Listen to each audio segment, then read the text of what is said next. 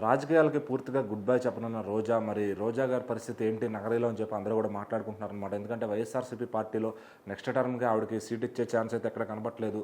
So వేరే మనుషుల జోలికి వాళ్ళు వెళ్తున్నారు. అక్కడ వేరేగా ప్రతినిధిని ఏర్పాటు చేయబోతున్నారని తెలుస్తుంది. సో మరి జగన్ గారు అదే మిస్టేక్ లాస్ట్ టైం చేసి 151ని 11కి తెచ్చుకున్నారనమాట.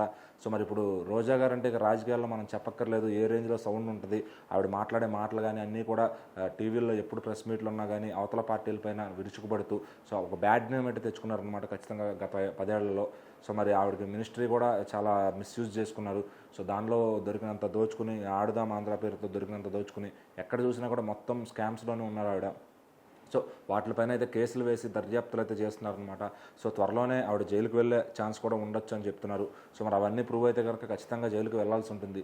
సో మరి ఈ లోపు ఇంకా రాజకీయాలకు పూర్తిగా గుడ్ బై చెప్పేసి ఖచ్చితంగా టీవీ షోలకి మళ్ళీ పరిమితం అవ్వాలని ఆవిడ అనుకుంటున్నారనమాట.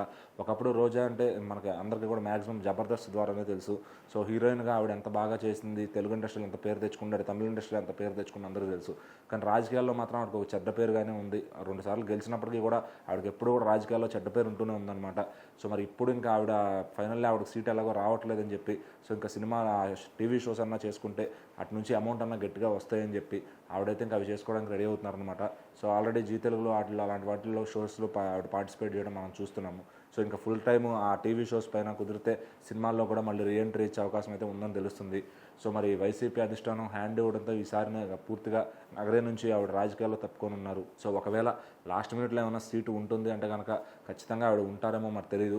ఇప్పటికైతే సీట్ లేదని ఆవిడ కన్ఫర్మ్ అయిపోయే ఖచ్చితంగా ఆవిడ గుడ్ బై చెప్పాలని డిసైడ్ అయిందనమాట. సో ఇంకా సంతోషం అంటూ అటు టీడీపీ జనసేన శ్రేణులందరూ కూడా సోషల్ మీడియాలో వ్యక్తపరుస్తున్నారనమాట. సో రోజా నువ్వు ఎంత సినిమాల్లో కావాలంటే షోస్ చేసుకో, కానీ రాజకీయాల్లో మాత్రం అనవసరం అని చెప్తూ కూడా వాళ్ళు పోస్టులు పెడుతూ రకరకాల కామెంట్స్ అయితే చేస్తున్నారు. సో మరి దీనిపైన రోజా గారు అధికారికంగా ప్రకటన ఇవ్వాల్సి ఉంది.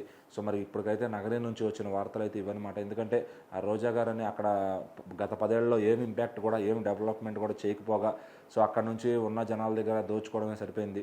సో మరి ఇకపైన ఏమన్నా టీవీ షోస్ నుంచి చేసుకునైనా మళ్ళీ తన కెరీర్ మీద ఫోకస్ పెట్టుకుని తను హ్యాపీగా ఉంటారని చెప్పి అక్కడ నగరీ ప్రజలు ఎవరైతే ఈ పార్టీ కార్యకర్తలు ఉంటారో, ఆవిడ అభిమానులు ఉంటారో వాళ్ళైతే కోరుకుంటున్నారనమాట. మరి చూద్దాం రోజా గారి నెక్స్ట్ స్టెప్ ఏంటి అని.